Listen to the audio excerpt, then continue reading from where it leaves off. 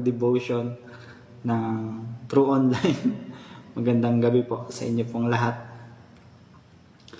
At yun po, verse 23, ulitin ko lang. Ang mahirap ay lumalapit sa diwa ng pakiusap, ngunit ang sagot ng mayamay salitang mararahas.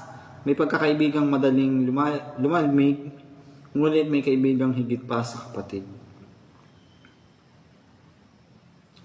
Ang nakuha ko pong verse dito at ang aking natutunan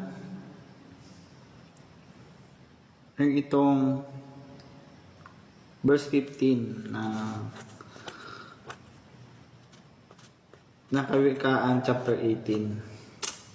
At mamaya uulitin ko to para dun sa mga nag-aabang dun sa panibagong